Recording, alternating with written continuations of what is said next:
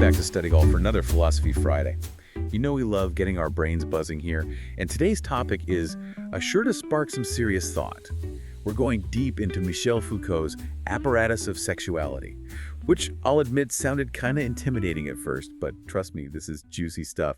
Ever feel like society's just obsessed with sex? Like all these unspoken rules and judgments swirling around. It's definitely a topic that gets people talking or sometimes pointedly not talking. Exactly. And Foucault had a theory for that. He called it the apparatus of sexuality.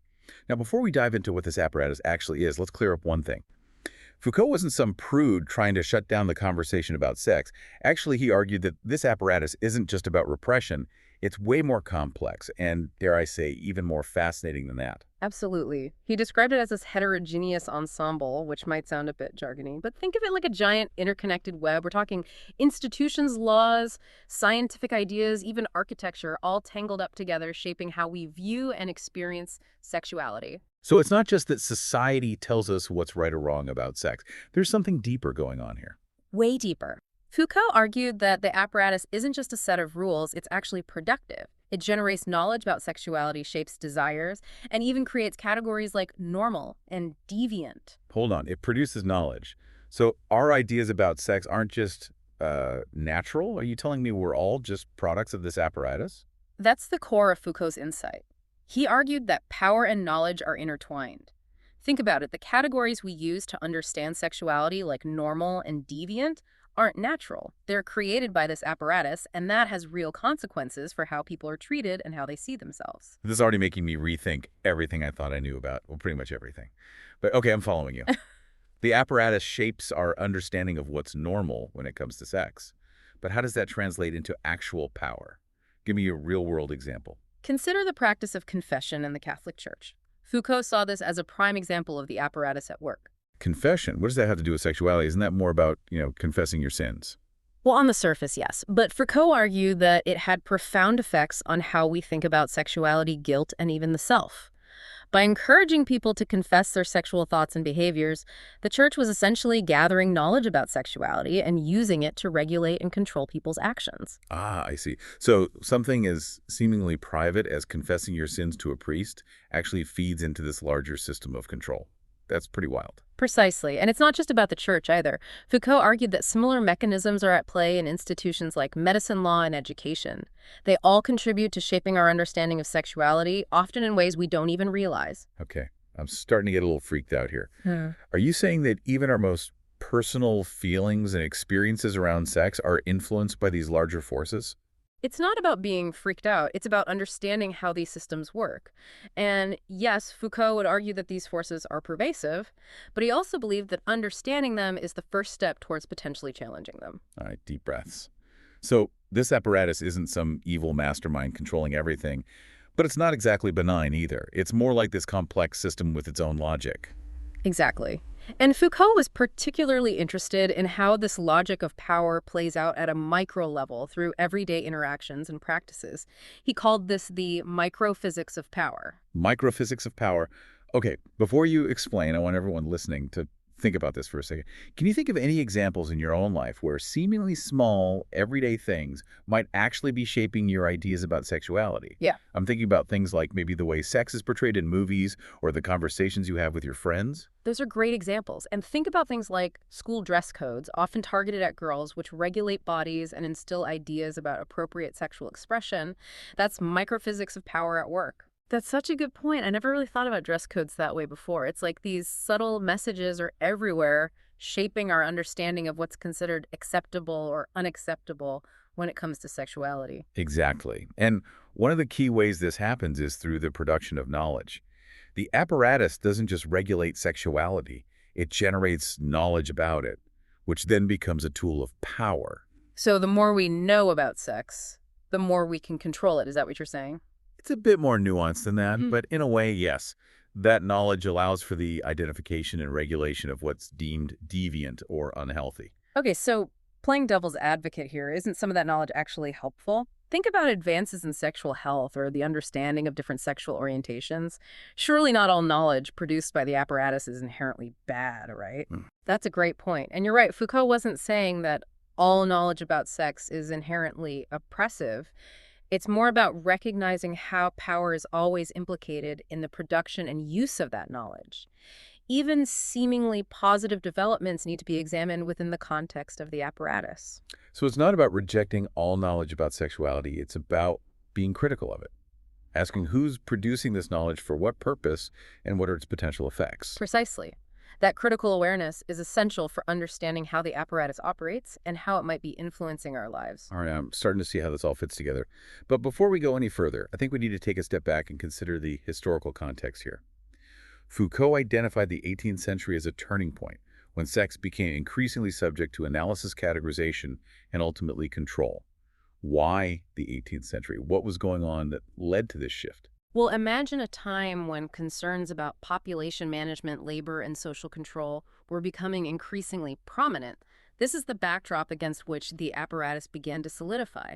Governments and other institutions became much more interested in understanding and regulating sexuality as a way to manage these broader social and economic issues. So we've got these huge societal shifts happening. But how did that translate into changes in how people thought about and experienced sexuality? Did people just wake up one day and decide they needed to start categorizing and controlling sex? Of course not. It's not like there is some grand plan. The apparatus operates at a much more subtle level. It's about how these broader social anxieties and concerns start to seep into everyday life, shaping our ideas about what's normal and acceptable. All right, we're about to go deeper into how that actually played out. But first, let's take a moment to recap what we've learned so far about this fascinating and maybe slightly unsettling concept of Foucault's apparatus of sexuality. So far, we've established that Foucault's concept of the apparatus of sexuality is not about some top-down authoritarian force dictating our every desire. It's much more subtle than that. It's a web of institutions, discourses, and practices that shape our understanding and experience of sexuality in ways we often don't even realize. Right, it's like this invisible hand guiding our thoughts and behaviors around sex. And we've talked about how this apparatus isn't static. It's constantly evolving and adapting to the social and historical context. And speaking of historical context, you mentioned that the 18th century was a turning point. Why was this period so significant in the development of the apparatus? The 18th century was a period of dramatic social and intellectual change. Think about the rise of capitalism, the Enlightenment, and the growing emphasis on reason and scientific inquiry.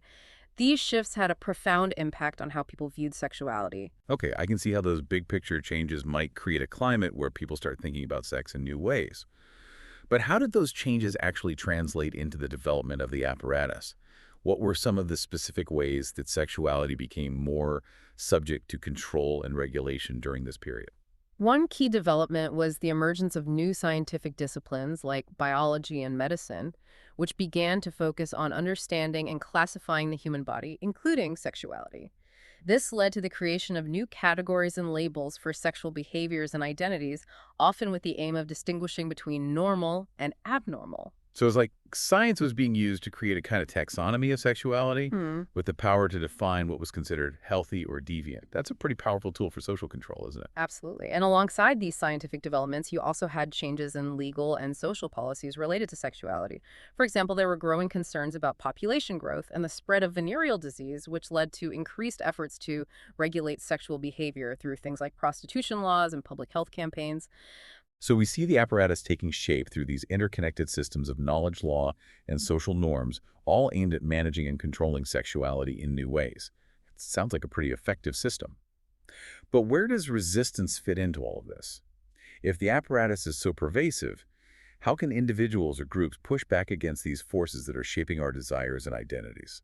Foucault believed that resistance is always possible, precisely because the apparatus is not monolithic or absolute.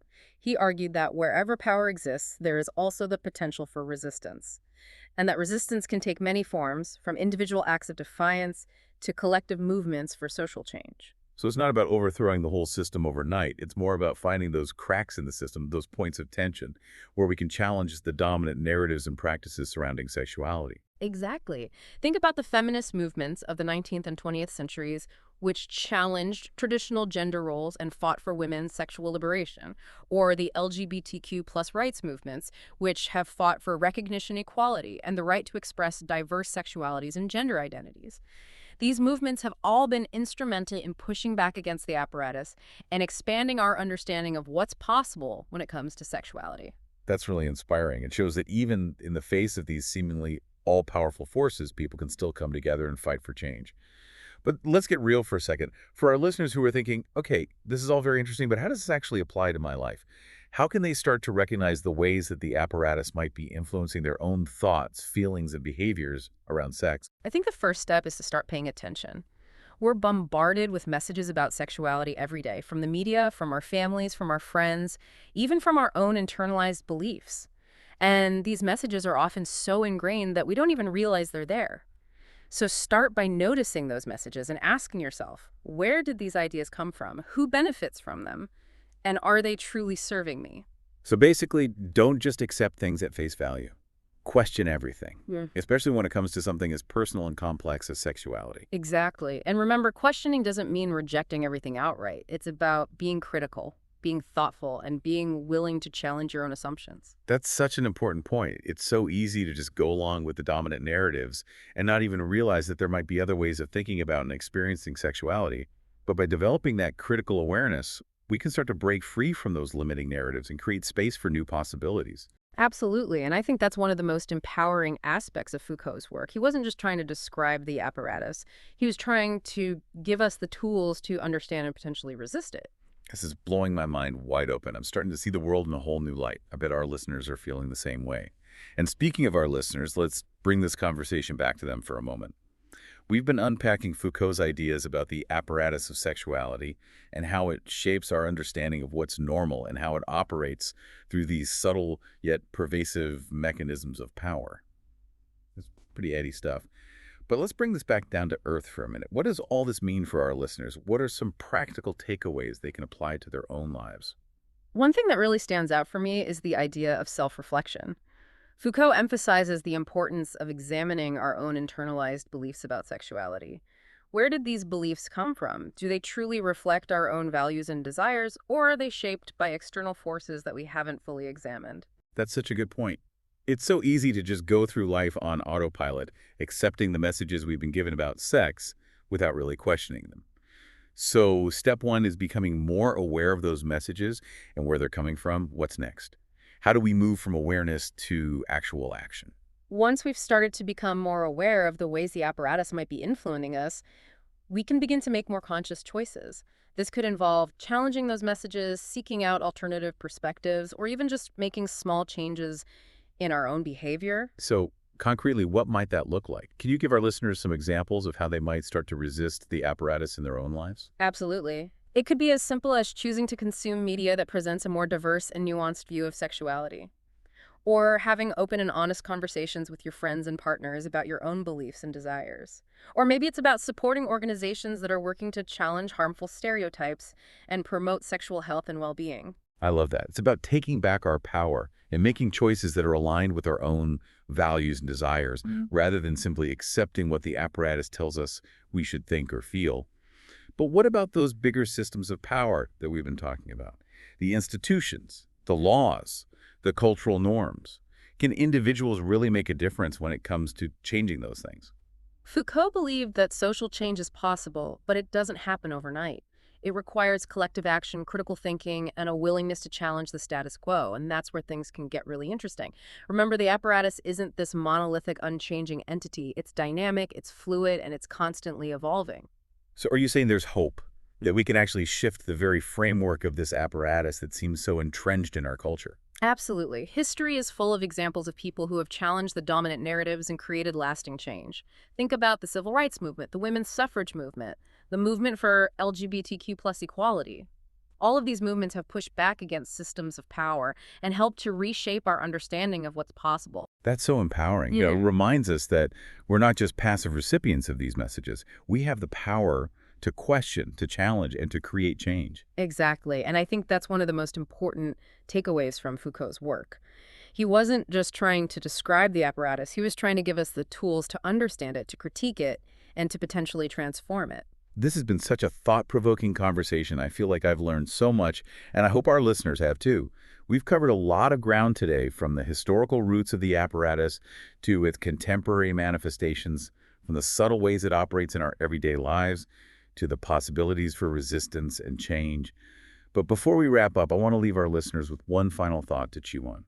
How about this? Now that you've been introduced to Foucault's concept of the apparatus of sexuality, what are some areas in your own life where you might start to notice its influence? And how might you challenge or disrupt those influences, either individually or collectively, to create a more just and liberating world? That's such a powerful challenge. And I think it perfectly encapsulates the spirit of Foucault's work, which is all about encouraging us to think critically, to question assumptions, and to ultimately take control of our own lives and our own destinies. Thank you so much for joining us on this journey of intellectual exploration. It's been a pleasure. And to all our amazing listeners out there, keep those brains buzzing. Remember, the pursuit of knowledge and critical thinking are lifelong endeavors. We'll catch you next time on Philosophy Friday for another deep dive into the world of big ideas.